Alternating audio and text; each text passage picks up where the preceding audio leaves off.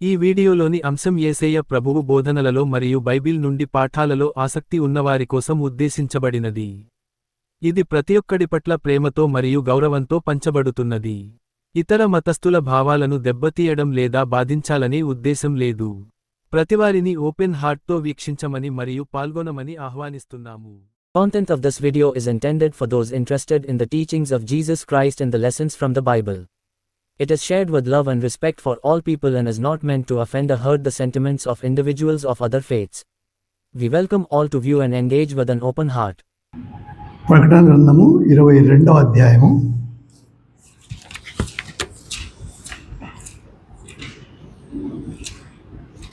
మొదటి నుంచి కొన్ని వచనాలు చదువుకుందాము. మొత్తం 21 వచనాలు ఉన్నాయి. మరియు స్ఫటికము వలె మెరయునట్టి జీవజలముల నది దేవుని యొక్కయు గొర్రెపిల్ల యొక్కయు సింహాసనం వద్ద నుండి ఆ పట్టణపు రాజవీధి మధ్యను ప్రవహించుట ఆ దూత నాకు చూపెను. ఆ నది యొక్క ఈవలను ఆవలను జీవవృక్షముండెను. అది నెల నెలకు ఫలించుచు 12 కాపులు కాయును. ఆ వృక్షం యొక్క ఆకులు జనములను స్వస్థపరచుటకై వినియోగించు. ఇక మీదట శాపగ్రస్తమైనది ఏదియు దానిలో ఉండదు. దేవుని యొక్కయు గొర్రెపిల్ల యొక్కయు సింహాసనము దానిలో ఉండును. ఆయన దాసులు ఆయనను సేవించుచు ఆయన ముఖదర్శనము చేయుచుందురు. ఆయన నామము వారి నొసళ్ళ యందుండును. రాత్రికనెన్నడూ ఉండదు. దీపకాంతి అయినను సూర్యకాంతి అయినను వారికి అక్కరలేదు. దేవుడైన ప్రభువే వారి మీద ప్రకాశించును. వారు యుగయుగములు రాజ్యము చేయుదురు. మరియు ఆ దూత ఇలాగు నాతో చెప్పాను, ఈ మాటలు నమ్మకములను సత్యములునై ఉన్నవి. ప్రవక్తల ఆత్మలకు దేవుడగు ప్రభు త్వరలో సంభవింపవలసిన వాటిని తన దాసులకు చూపుటకై తన దూతను పంపెను. ఇదిగో నేను త్వరగా వచ్చుచున్నాను. ఈ గ్రంథంలోని ప్రవచన వాక్యములను గైకొనివాడు ధన్యుడు.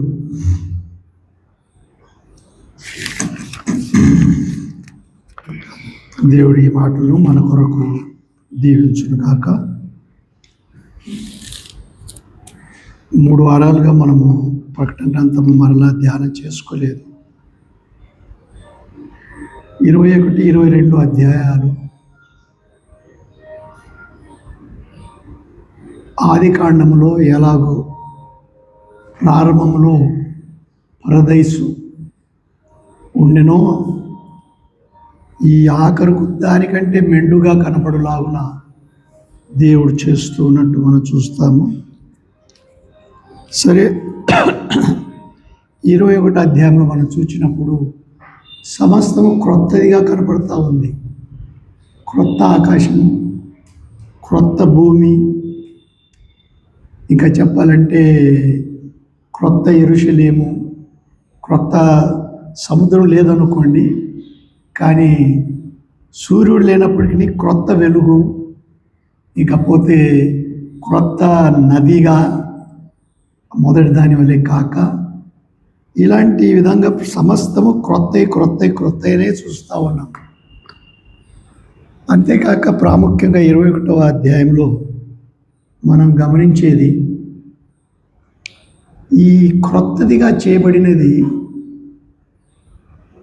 ఎవరెవరు దాంట్లో ఉంటారు అంటే క్రొత్తగా చేయబడిన మనుషుల కొరకు సిద్ధపరచబడిందని మొదట్లోనే ఆలోచన చేసినాము. అంతేకాక ఇంకా ఎవరెవరు పాత నిబంధన భక్తులేమి, శ్రమల కాలంలో తమ ప్రాణాలు అర్పించిన వారేమి, వీరందరూ ఉంటారు. వీరితో దూతలు ఉంటారు. ఇవన్నీ కొన్ని మనము చూచినాం. పోతే ఈ పట్టణము ఆశ్చర్యంగా కనపడతా ఉంది అని కూడా విన్నాము. పెళ్లి కుమార్తె వలె సిద్ధపడి పరలోకంలో నుండి ప్రభు దగ్గర నుండి దిగి వస్తుంది అని చూసినాము. ఎలాగో 12 గుమ్మాలు ఉంటాయని 12 పునాదులు ఉంటాయని చెప్పి, అన్ని అమూల్యమైన రత్నాలతో పొదిగింపబడి ఉంటుందని, మాత్రమే కాక ఒక ప్రాకారం లేక ఒక గోడ ఉంటుందని. కానీ ఆ గోడ ఎందుకు అన్నట్టుగా మనం ఆలోచన, కోట కాదు, ఏ దొంగలు రాలేరు, కానీ ఆయన ప్రాకారంగా ఒక హద్దు పెట్టినట్టుగా మనం చూచినాం. అది అంత ఎత్తుగా లేదు. పట్టణం మాత్రం చూచినప్పుడు 1500 మైళ్ళ పొడవు వెడల్పు ఎత్తు అని కూడా మనం గమనించినాము. ఈ 12 గుమ్మాలు ముత్యాలని విన్నాము. ముత్యం అంటే ఎలాగో శ్రమపడి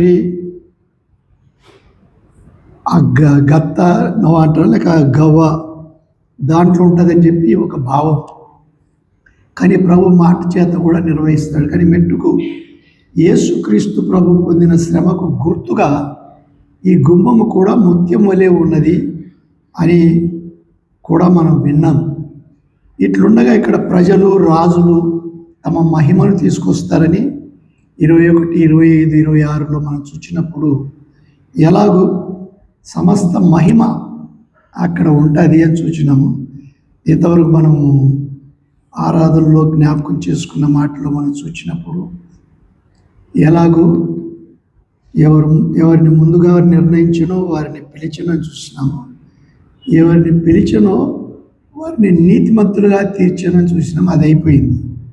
ఎవరిని నీతిమంతులుగా తీర్చినాడో వారిని మహిమపరిచేది ఇక్కడ జరుగుతుందండి.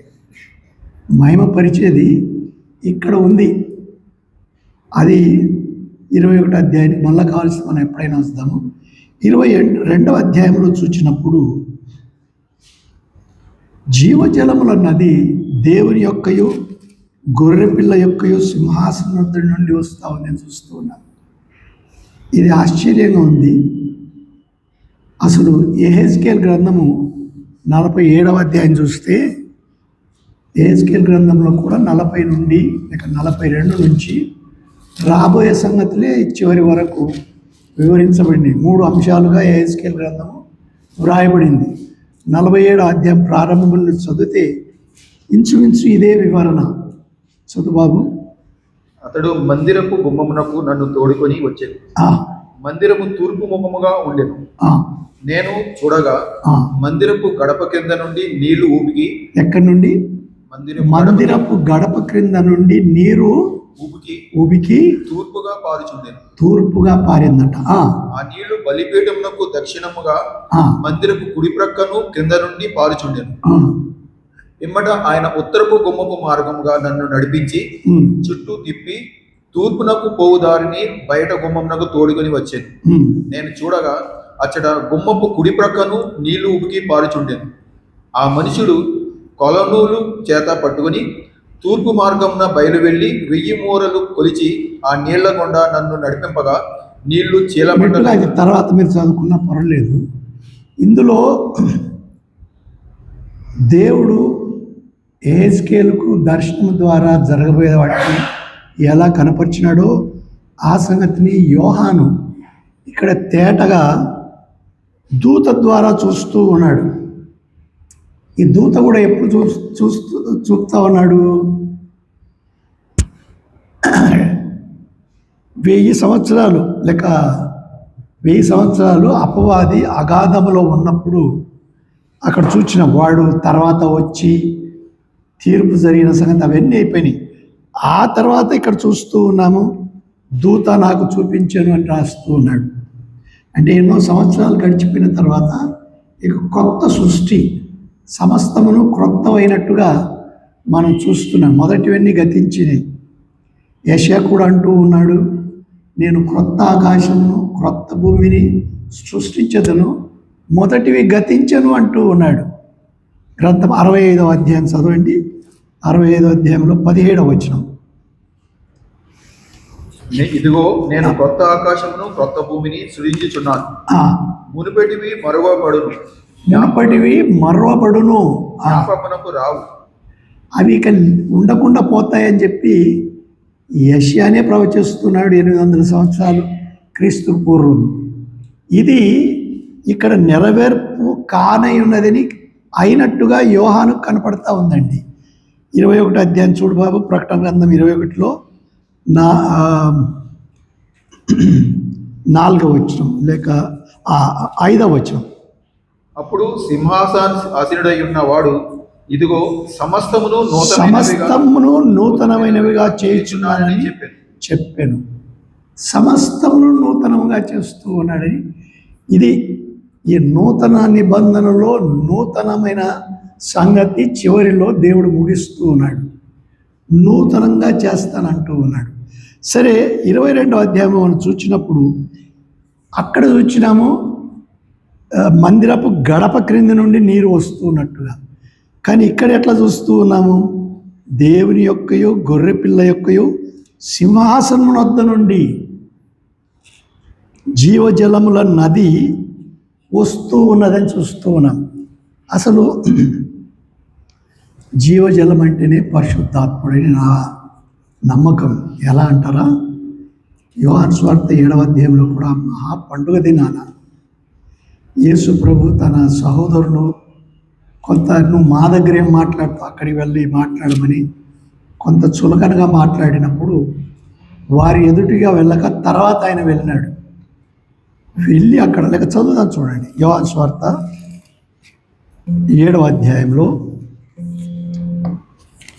యోహాను సువార్త 7వ అధ్యాయము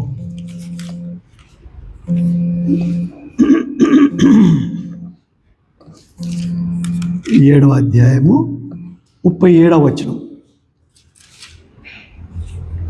ఆ పండుగలో మహాదినమైన అంత్యదినమున యేసు నిలిచి, ఎవడైనను దప్పికొని ఎడల నా యొద్దకు వచ్చి దప్పి తీర్చుకొనవలెను. నా యందు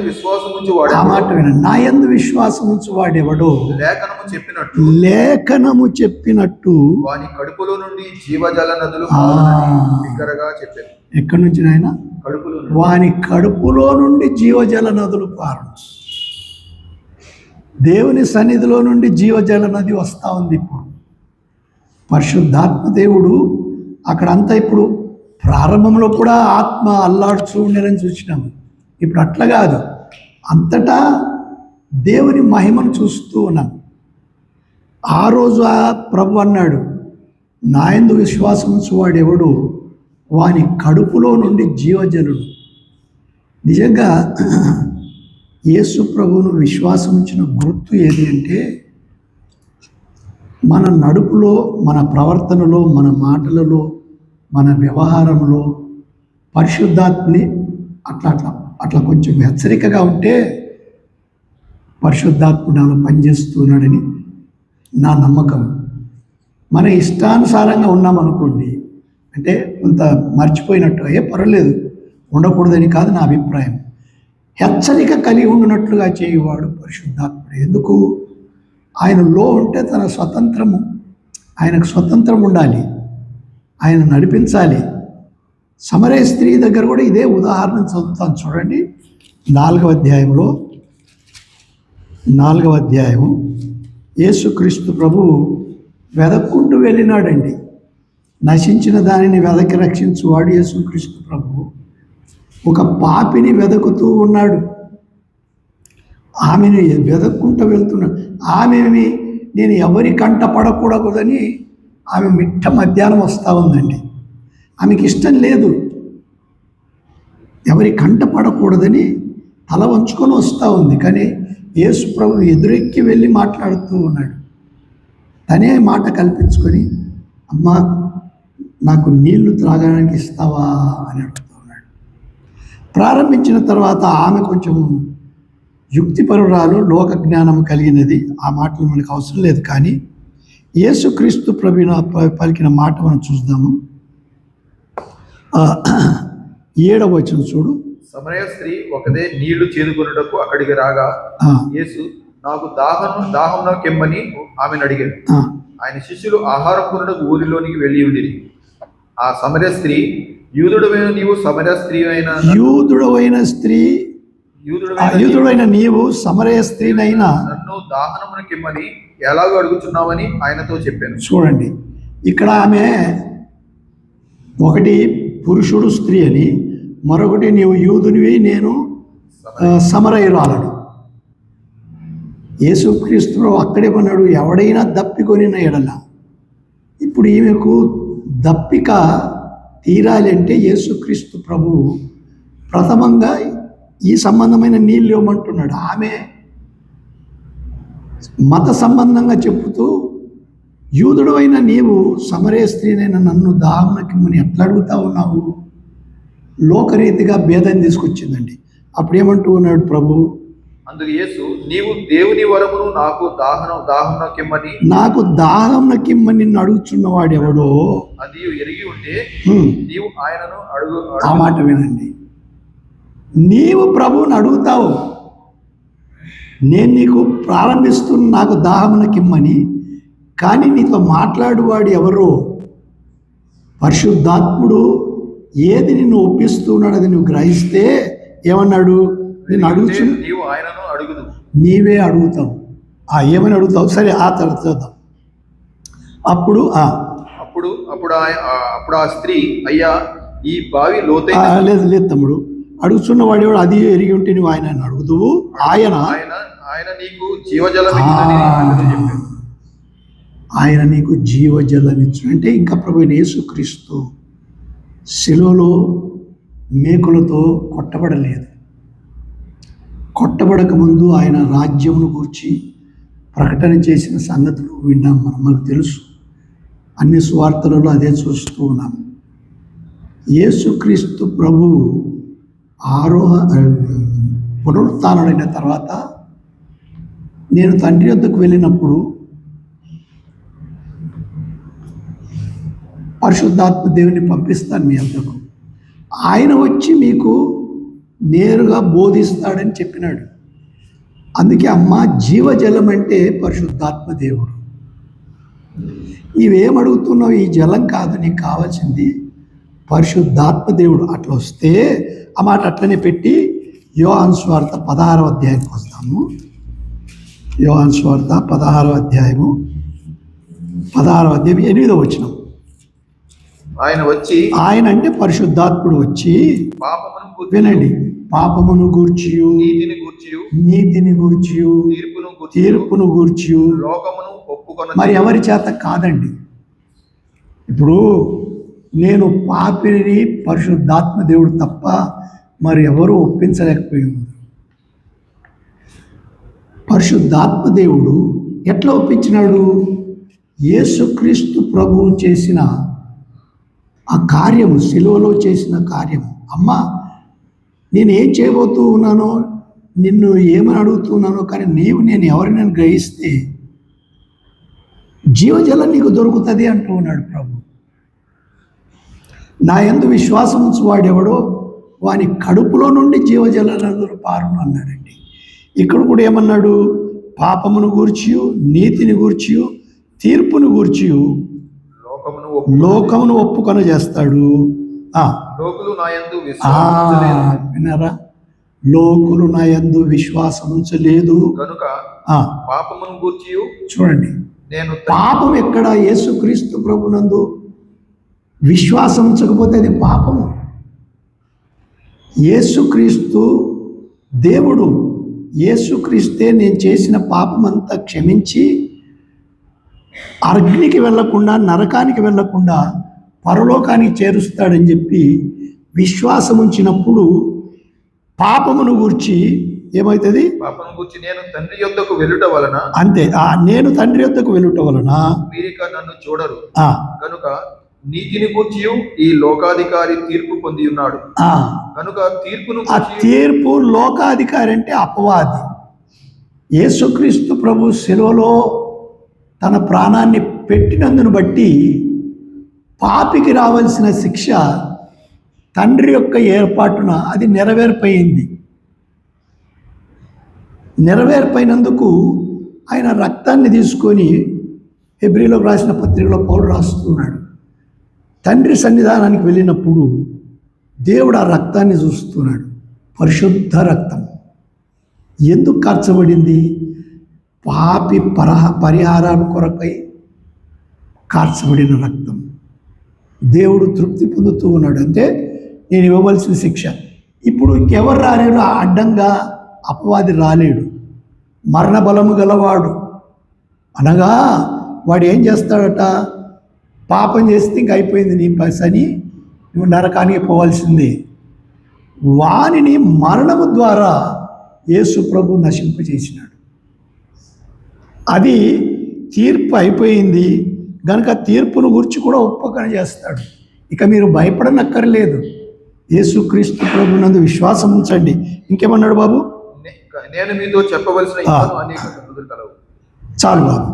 కానీ ఇప్పుడు మెట్టుకు మనము ఈ 22వ అధ్యాయంలో చూసేది ఏమిటంటే, పరిశుద్ధాత్మ దేవుడు అప్పుడు ఎట్లా మనకు బలహీనత కాదు, మహిమలో ఆయన ఎట్లు మనల్ని ఆవరించి ఆయన ఎదుట ఉంచుతాడో ఆ సంగతి ఈ మరలా దీనికి వద్దాం మనం. ఎట్లా చూడండి, ఏవి 22వ అధ్యాయంలో లేక క్లుప్తంగా చెప్పి ముందుకు వెళ్ళిపోతాను. ఆ నది ఆ పట్టణపు రాజవీధి మధ్యను ప్రవహించుట ఆ దూత నాకు చూపాను. ఈ దూత ఎవరంటే మనం చూచినాము 9వ వచనంలో పెళ్లి కుమార్తెను చూపిన దూత. ఈ అపవాది కంటే ముందు ఆ దేవతతో చూపించిన ఇక 1000 ఏళ్ళ తర్వాత జరుగుతూ ఉన్న సంగతి ఇది. సరే, ఇప్పుడు ఏం జరుగుతూ ఉంది? జీవవృక్షం కనపడతా ఉందండి. మనకు అనిపించవచ్చు ఇది జీవవృక్షము, వృక్షాలు కాదు, వృక్షము అని చెప్పబడతా ఉంది. అంటే ఒక వృక్షం. దాంట్లో ఆశ్చర్యం ఎట్లుంది, ఆ నది యొక్క ఈవలను ఆవలను. చెట్టు ఉంటే ఒకవైపు ఉండాలి, ఇది ఈవల ఉంది ఆవల ఉంది అని చెప్పబడతా ఉంది. ఆశ్చర్యం అనిపించడం లేదా? ఎందుకంటే జీవవృక్షము మన ప్రభువైన యేసుక్రీస్తు, పరిశుద్ధాత్మ దేవుడు, తండ్రి అయిన దేవుడు. అక్కడ వారు సంపూర్తిగా ఆధిపత్యంలో ఉన్నారు. దేవుని పిల్లలు ఆనందిస్తూ ఉన్నారు. అంతేకాక అందరికీ నేర్పిస్తున్నాడు. బాబేలులో విభజన జరిగింది, కానీ ఇక్కడ ఐక్యత జరుగుతూ ఉంది. కనుక ఈవలను ఆవలను జీవవృక్షం ఉంది. అంతేకాదు దానికి ఆకులు కూడా ఉన్నాయని చూస్తాం. చూడండి, అది నెల నెలలకు ఫలించుచు 12 కాపులు కాయను. ఆ వృక్షం యొక్క ఆకులు జనములను స్వస్థపరచుటకై వినియోగించుడంటే ఏమిటి? అక్కడ మనకు జ్వరాలు వస్తాయా, లేక ఏమైనా ఇన్ఫెక్షన్ వస్తే ఏం లేదు. అది ముందు జరిగిన వాటిని, అంటే పాతకాలంలో జరిగిన వాటిని మరెన్నటికీ జరగవనేటట్లు ఒక హామీ, ఇది ఒక నిర్ధారణ అన్నట్లు. ఎందుకు అక్కడ చూస్తూ ఉన్నాం ఇంకొకటి మాట, శాపగ్రస్తమైనది ఏది ఉండదు గనుక. శాపగ్రస్తమైనది ఉంటేనే ఈ రోగాలు ఇవన్నీ. శాపం లేనప్పుడు మనుషునికి ఏది లేదండి. అందుకే మొదట్లో 969 సంవత్సరాలు వారు మెతుశిల బ్రతికినాడంటే, పాపం మొదలైనప్పటికీ అన్ని సంవత్సరాలు బ్రతికినారు. రాను రాను రాను రాను 70, 80 అంటే పెద్ద సంగతి అయిపోయింది. ఇప్పుడంటే సరేలేండి, మందులు ఇచ్చి ఎట్లుంటున్నారు, పడిపోయి చెట్టును కూడా నిలబెట్టేటట్లు చేస్తూ ఉన్నారు. అంతేగాని అది ఒకరోజు పడిపోవాల్సిందే, అంతకంటే ఎక్కువ ఉంచలేము. కానీ అక్కడ అట్లా కాదు.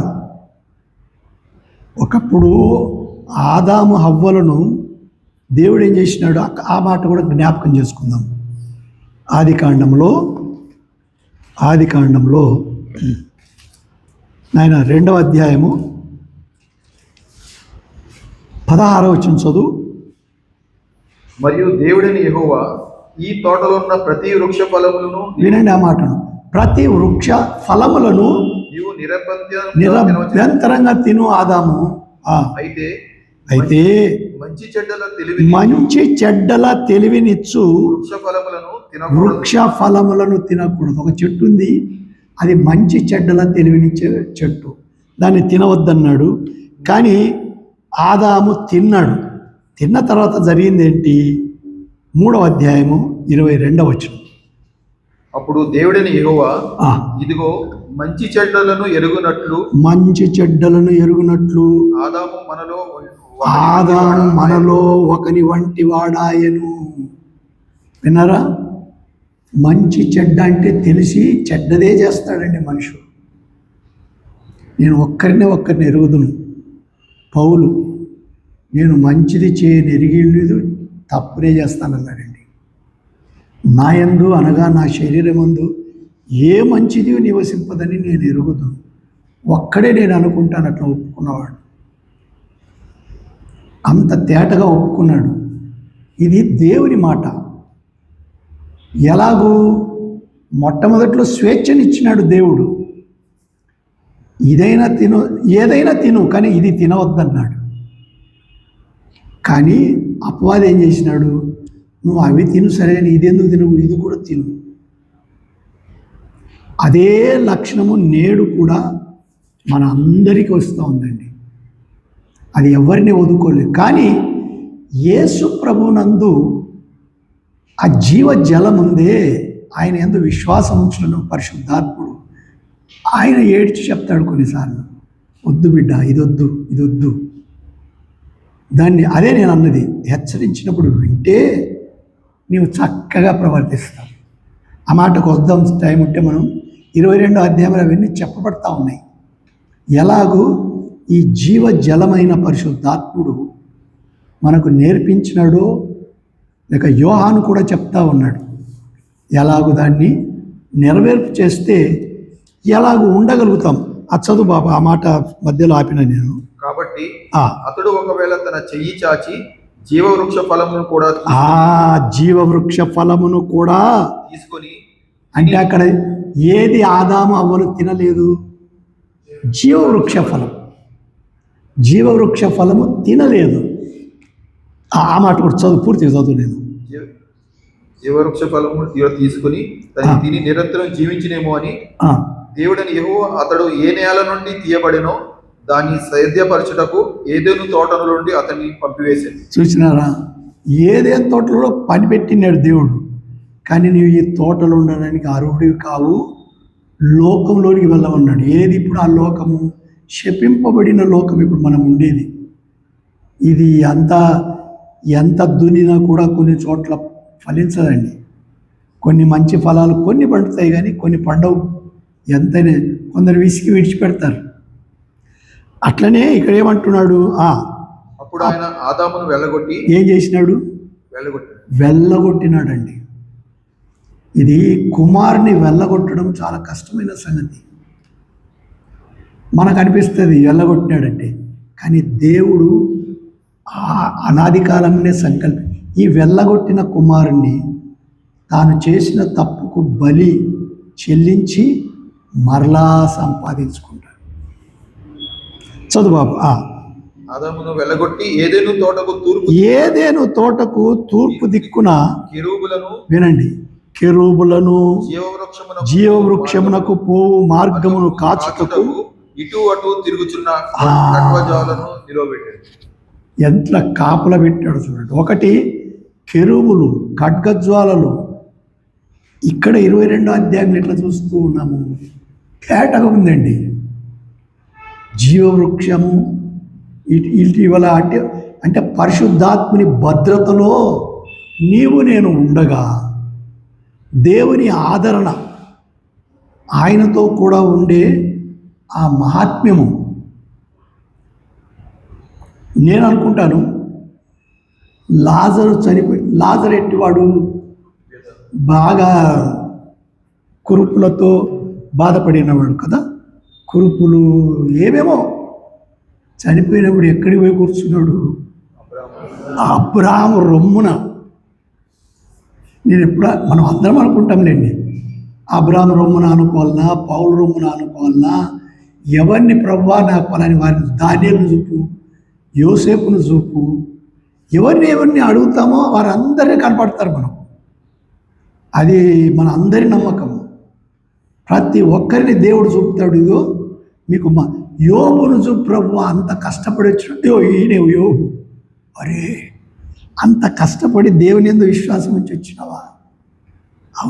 అవును, అది మనకు భాగ్యము.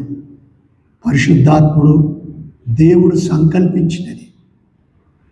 ఎట్లా, అదే మనం చూసేది ఎఫెసీయులకు రాసిన 1వ అధ్యాయం 4వ వచనంలో. అదే ఆ జగత్తు పునాది వేయబడక ముందే, అంటే ఇట్లా తప్పిపోతాడు నా కొడుకు, నేను వెళ్ళగొట్టవలసి ఉంటుంది. ఎందుకంటే పాపమునకు దేవుని యొద్ద చోటు లేదు.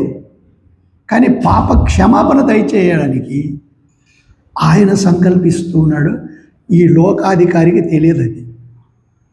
అందుకే ఒక మాట చదువుదాం చూడండి. హెబ్రీయులకు రాసిన పత్రికలో, హెబ్రీయులకు రాసిన పత్రిక 10వ అధ్యాయము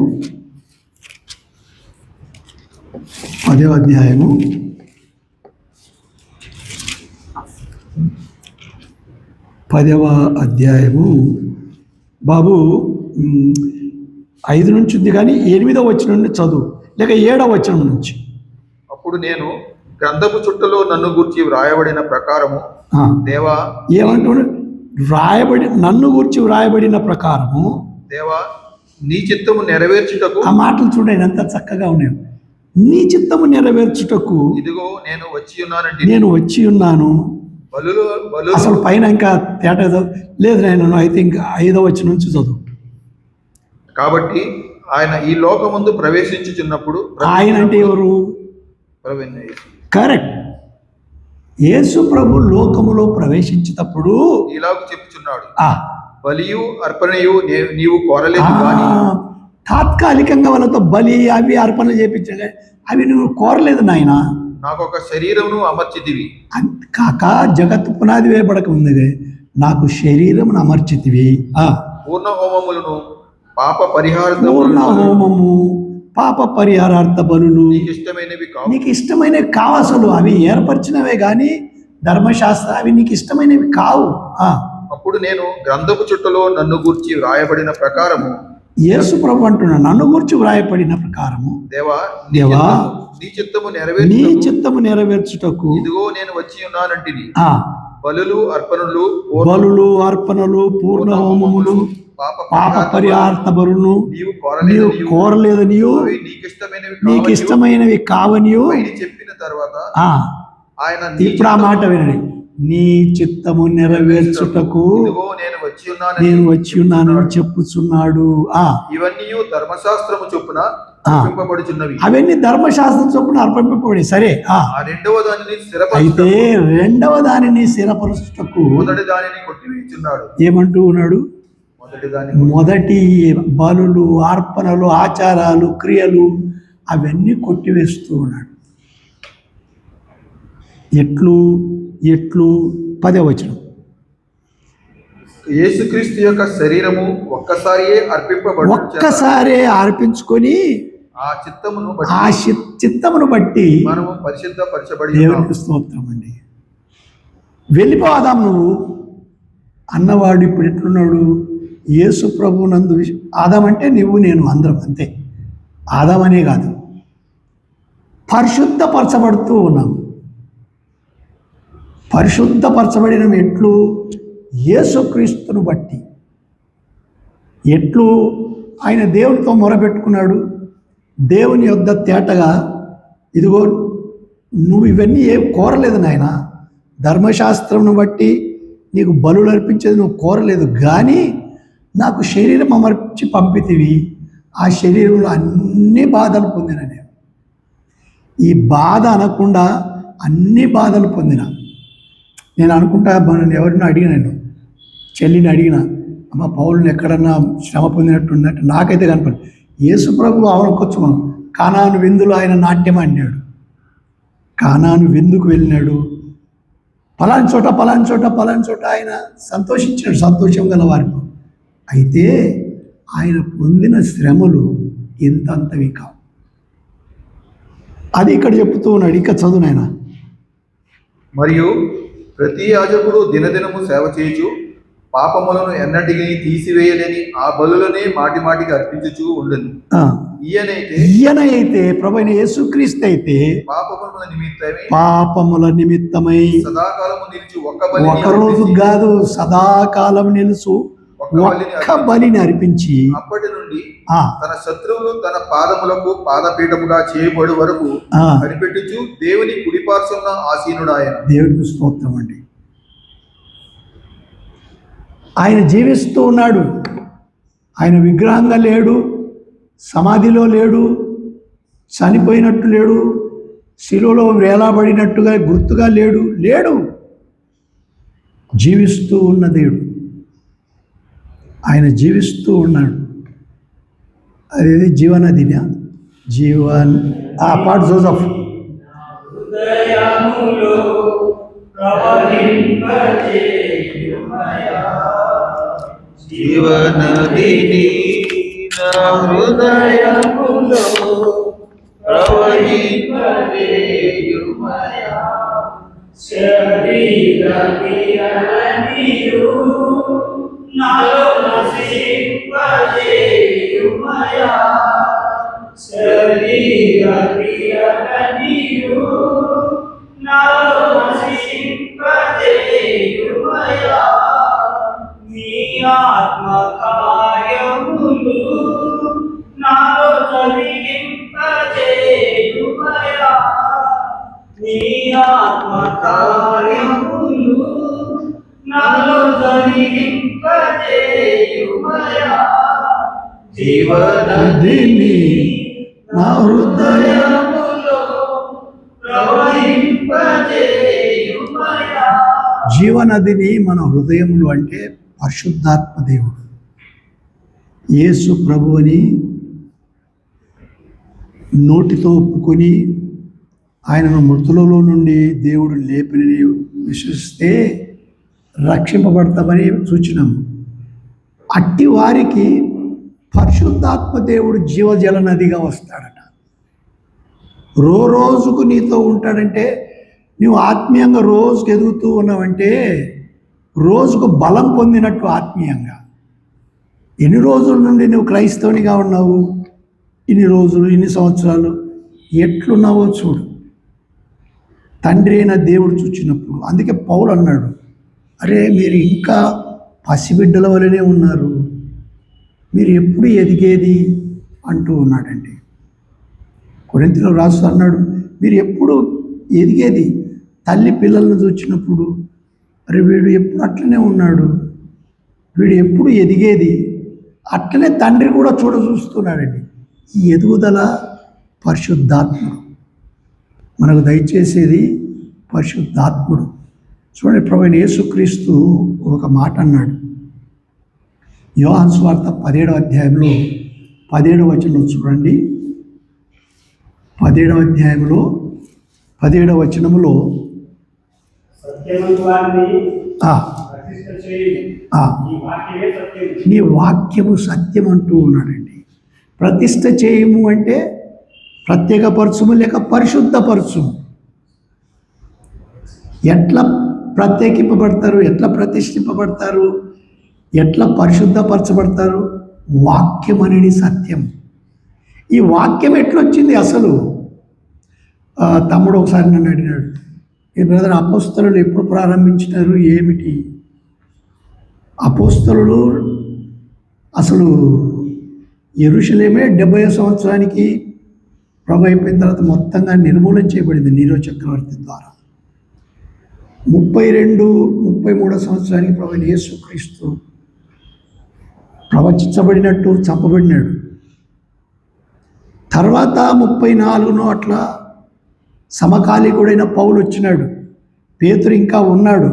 వీరిద్దరూ 66 లేక 68వ సంవత్సరము చంపబడినారు. వీరు అపోస్తుల కార్యాలు 66వ సంవత్సరానికి ముగింపు.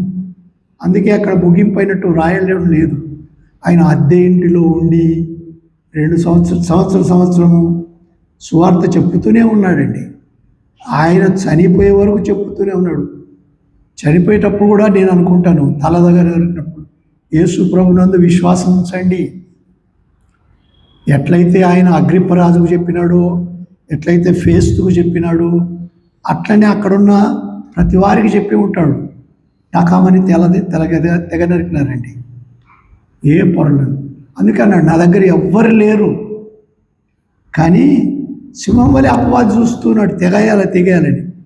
దేవుడు అన్నాడు, మంచి పోరాటం పోరాడినావు, నీ పరుగు కళముట్టించినావు, విశ్వాసం కాపాడుకున్నావు, ఇక రా, ఈ శరీరాన్ని వదులు, ఏం పొరలేదు అన్నట్టుగా పౌలు జీవితంలో మనం చూడచ్చు. ఎందుకు నేను ఆ మాట చెప్తున్నా నాకు అర్థం కాదు, కానీ మెట్టుకు ఇంకో మాట కూడా చదువుదాం. చూడండి, కొరింథీయులకు రాసిన 2వ పత్రిక 3వ అధ్యాయంలో మనం చూసినాం ఎలా 18వ వచనములో అద్దం వలె మనం కనపడాలట. చదువు బాబు. 3వ అధ్యాయం. మనమందరమును ముసుగు లేని ముఖముతో ఆ, ప్రభువు యొక్క మహిమను అద్దము వలె ప్రభు యొక్క మహిమను అద్దం వలె ప్రతిబింబ చేస్తూ మహిమ నుండి అధిక మహిమను పొందుచు. ఏమన్నాడు? మహిమ నుండి అధిక మహిమ నుండి అది ఎట్లా పొందుతావు? బలం కావాలి అంటే 10 ఏళ్ళ పిల్లవాడు 12 ఏళ్ళు అయినప్పుడు 14 ఏళ్ళు అయినప్పుడు ఒక మార్పు వస్తుంది వాళ్ళలో. 10 ఏళ్ళ అబ్బాయి వేరు, 14 ఏళ్ళ అబ్బాయి వేరు, 16 ఏళ్ళ అబ్బాయి ఇంకా మొత్తంగా వేరు. అట్లనే మహిమ, ఇంకా చదువు బాబు. మహిమ నుండి అధిక మహిమ పొందుచు ప్రభువుకు ఆత్మ చేత. ఎవరి చేత? ప్రభువుకు ఆత్మ చేత. మరలా గట్టి చదువు. ప్రభువుకు ఆత్మ చేత ఆ పోలికగానే మార్చబడుతున్నాము. వినారా? కనుక ఎవరు మనల్ని ఎదిగింప చేసేది? దేవుని పరిశుద్ధాత్ముడు. మహిమ నుండి అధిక మహిమకు యేసు ప్రభు యొక్క పోలికలోనికి. అసలు ప్రభు యొక్క పోలికలకు మనము జీవితకాలం అంతా ఉన్నా పాస్ అయితే చాలన్నట్టుగా ఇంకా కొంత అంతేగాని పూర్తిగా కాజాలం. ఆ కాజాలం సరేలే ఇంతటితో చాలన్నట్టుగా కాదు, ప్రయాసపడుతూనే ఉండాలి. ఇప్పుడు చదువుకునేటప్పుడు అరే ఇంత చదువుకుంటే నాకు పాస్ అయితే చాలు, లేక ఇంత చదువుతుంటే కాలేజీలో అడ్మిషన్, అట్లా కాదు, అంతా చదువుకుంటూ ఉండాలి. ప్రభు చిత్తం ఎక్కడో అక్కడ ఆపబడతాం. సరే, ఇక్కడ అట్లనే చూస్తూ ఉన్నాము. ప్రభు ఆత్మ అక్కడ ఒక నంబర్ వేసి ఉంటుంది కదా, ఆత్మయగు ప్రభు చేత, లేక ఆత్మయగు ప్రభు చేత. ఆత్మయగు ప్రభు, విన్నారా? ఆత్మయగు ప్రభు చేత, ప్రభు యొక్క స్వరూపం. ఇంతవరకు కూడా అదే మాట విన్నాం మనం. ఎందుకనగా దేవుడు ఎవరిని ముందు ఎరిగనో వారు తమ కుమారుని యొక్క సారూప్యములోనికి వచ్చినట్లు వారిని ముందుగా నిర్ణయించను అన్నాడండి. ఎట్లా నిర్ణయించినాడు? అటువలే ఆత్మ మన బలహీనతను చూసి సహాయం చేయించున్నాడు. ఇది అసలు ఈ లోకంలో ఉండగా పరిశుద్ధాత్ముడు కనబడనట్టుగా ఉండి అన్నీ మనకు సరఫరా చేస్తూ ఉన్నాడండి. కనుక ఇక్కడ కూడా జీవజల నది, ఆ మాట మీద నిలబడి మనము ఇంతవరకు వింటూ వస్తూ ఉన్నాము. సరే, ఆకులు ఎందుకంటే చూచినాము, ఏ వ్యాధి అని కాదు, జ్ఞాపకం. ఇప్పుడు మనం కూడా ఆరాధనకు వచ్చినప్పుడు కీర్తనలు పాడతాం. ఎందుకు? ప్రభును జ్ఞాపకం చేసుకుంటూ ఉన్నాము, ప్రభును మొక్కుతూ ఉంటున్నాము. సరే, అంతేకాదు ఇంకా ప్రకటన గ్రంథంలో 22వ అధ్యాయంలో ఈ కొన్ని మాటలు కొంచెం చూద్దాము. 6వ వచనం చదువు బాబు. మరియు ఆ దూత ఇలాగ నాతో చెప్పాను. అదే దూత మళ్ళీ ఇలా చెప్తూ ఉన్నాడండి. ఈ మాటలు నమ్మకములను సత్యములునై ఉన్నవి. ఆ మాట విన్నారా? ఈ మాట నమ్మకములను సత్యములునై ఉన్నవి. ఎందుకు? ఎవరి మాటలు ఇవి? యేసు ప్రభు మాటలు. దేవుడు యేసు ప్రభుకి ఇచ్చినాడని 1వ అధ్యాయం 1వ వచనంలో చూస్తాము. ఆయన నమ్మకమైన వాడు. 1వ అధ్యాయం 1వ వచనం చదువు బాబు. లేకపోతే 1వ అధ్యాయం 1వ వచనము.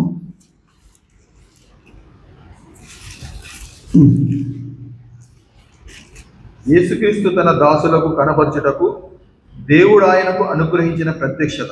దేవుడు యేసుక్రీస్తు ప్రభు తన దాసులకు అనుగ్రహించుటకు ప్రత్యక్షత.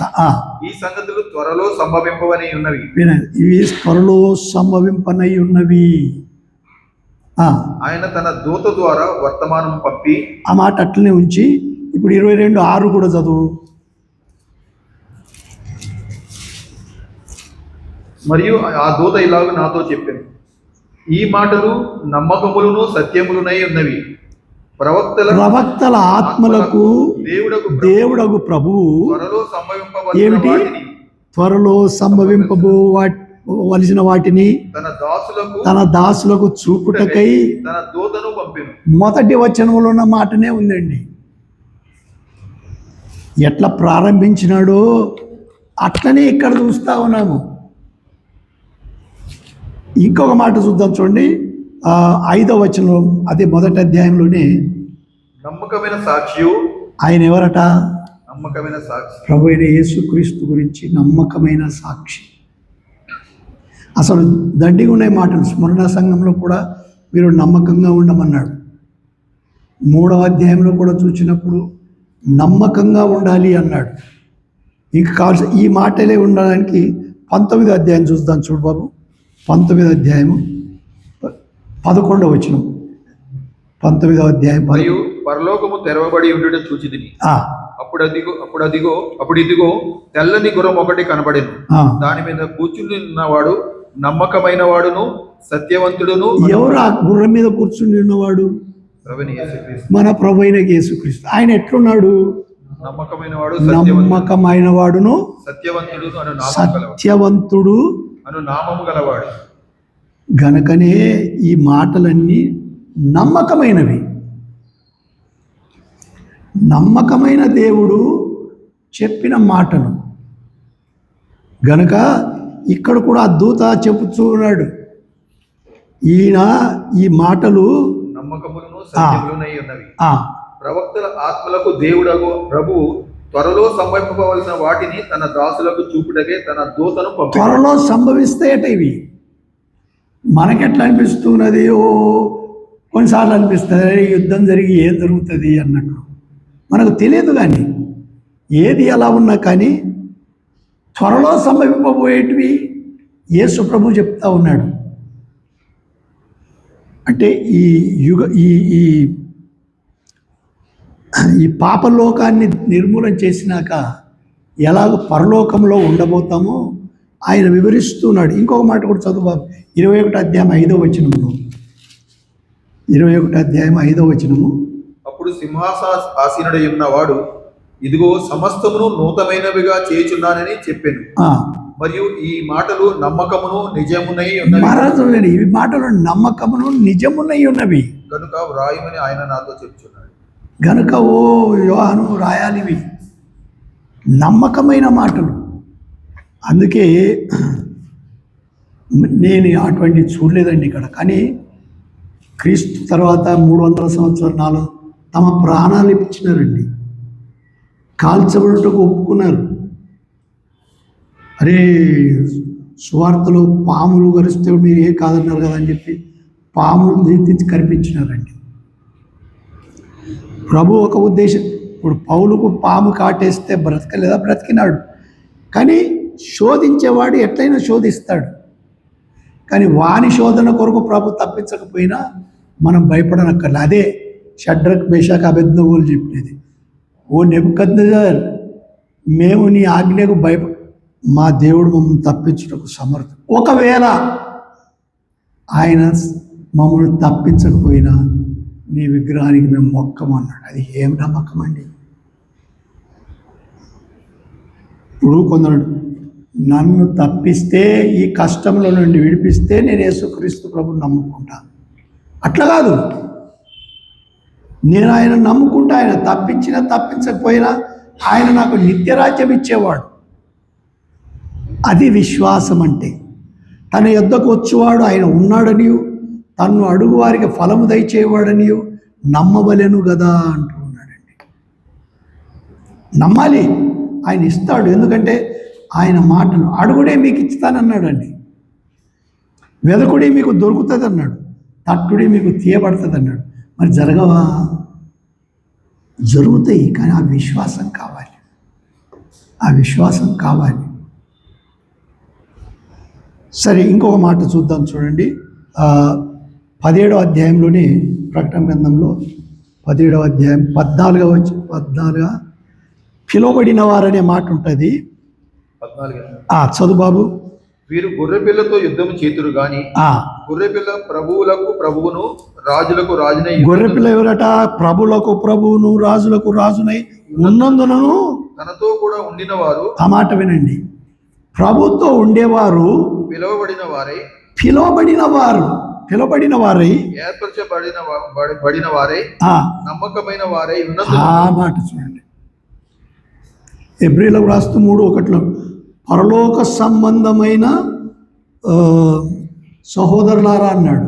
ఆ పరలోక సంబంధమైన పిలుపుకు లోబడి ఏమన్నాడు? 3:1 పరలోక సంబంధమైన పిలుపులో పాలు పొందిన పాలు పొందిన వారలారా. పరలోక సంబంధమైన పిలుపుకు పాలు పొందిన వారు, పిలువబడిన వారు వాళ్ళు ఎట్లుంటారట? నమ్మకమైన వారుగా ఉంటారట. నమ్మకము. చంపబడినా పర్వాలేదని అదే దేవుడు. స్టెఫన్ అట్లనే అండి, అరే నువ్వు ఏంటి మాట్లాడేది లేదు, మీరు ముష్కరులు, మీరు అన్యాయంగా యేసుక్రీస్తు ప్రభు దగ్గర అందరు రాళ్లతో కొట్టి చంపినారండి. కానీ ఎక్కడికి పిలువబడినాడు? పరలోక రాజ్యం తెరబడుట, పరలోకము ఆకాశం తెరబడుట, మనుష్య కుమారుడు లేచి నిలబడుట నేను చూస్తూ ఉన్నానన్నాడు. అసాధ్యము. మనం చనిపోయేటప్పుడు చూడ్డానికి వీలవుతుందా? ఏమో నేను చెప్పలేను. కానీ అలాంటి కార్యమైతే యేసుక్రీస్తు ప్రభు. ఎందుకంటే తన పిలుపులో అంత విధేయత చూపినాడండి. యేసుక్రీస్తు ప్రభు కూడా గెచ్చమనే తోటలో ఇక శిలువకి ఎక్కకంటే ముందు ప్రార్థన చేస్తున్నాడు. ఎట్లా చేస్తున్నాడట? చెమట గొప్ప రక్త బిందువుల వలె మారుతూ ఉన్నాయంటే చెమట వస్తూ ఉందట. అసలు ప్రార్థన చేస్తే చెమట వస్తుందా? యేసు ప్రభుకి వచ్చింది. ఎట్లా వచ్చింది? రక్తము బయటకు వచ్చేటట్లు వచ్చిందండి. ఆ దుఃఖం చూడండి. నేను అనుకుంటా 26 నా ప్రాణము దుఃఖముతో మూలుగుచున్నది అంటాడండి. నేను అంత బాధలో కనపడిందా బాబు? 26:38 అనుకుంటా. అప్పుడు యేసు మరణమగునంతగా నా ప్రాణము బహు దుఃఖములో మునిగి ఉన్నది. మరణమగునంతగా నా ప్రాణము దుఃఖములో మునిగింది, దుఃఖములో మునిగింది అంటున్నాడు.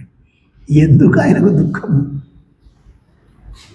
మనం పొందవలసిన దుఃఖం, మనం పొందవలసిన బాధ, మనం పొందవలసిన ఏడుపు, నరకం నుండి తప్పించుటకు ఆయన ఆ శిలువ చూస్తూ ఉన్నాడు. నువ్వు శరీరం అమర్చినావు, అన్నీ బాగానే ఉన్నాయి, అంతా వచ్చినా, కానీ ఇది చాలా వేదనగా ఉంది తండ్రి, అయినా నీ చిత్తమే నెరవేరుడు కాక అన్నాడు.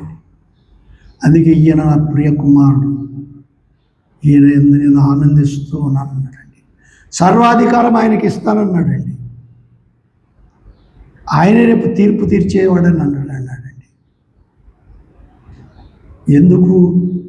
దేవుని చిత్తాన్ని నెరవేర్చి మనుషులందరూ తన యందు విశ్వాసం ఉంచగా రక్షణ దయచేసినాడండి. రోమా 10:10 చదువు బాబు, లేక 11 కూడా చదువు. ఏలయనగా నీతి కలుగునట్లు నీతి కలుగునట్లు మనుషుడు హృదయంలో విశ్వసించును. హృదయంలో విశ్వసిస్తాడు. రక్షణ కలుగునట్లు నోటితో ఒప్పుకో. ఆ మాట వినండి. హృదయములో విశ్వాసం, హృదయములో విశ్వాసము, నోటితో రక్షణ ఒప్పుకోవడం. హృదయంలో విశ్వాసం అంటే అప్పుడే పరిశుద్ధాత్ముడు ఉన్నట్లు, జీవజల నది ఉన్నట్లు, వాని కడుపులో నుండి జీవజల నది పారును. నా యందు విశ్వాసం ఉంచినప్పుడు వానిలో ఊరేడి నీటి బుగ్గగా ఉంటాడు పరిశుద్ధాత్మ. కావలసినప్పుడు ఇంకా మత్తయి సువార్త 10వ అధ్యాయంలో అనుకుంటాడు, మీరు ఎక్కడ ఏం చెప్పాలన్నా కూడా పరిశుద్ధాత్ముడికి నేను ఏం మాట్లాడాలో నాకు అర్థం కావడం లేదు, పరిశుద్ధాత్ముడు మీ నోట అందిస్తాడన్నాడండి. ఇంత తేటగా మన ప్రభువైన యేసుక్రీస్తు మనల్ని ఆదరించినాడు.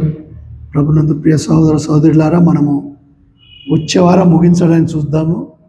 ప్రభు చిత్తమైతే ప్రకటన గ్రంథము ప్రార్థన చేయండి, చూద్దాం.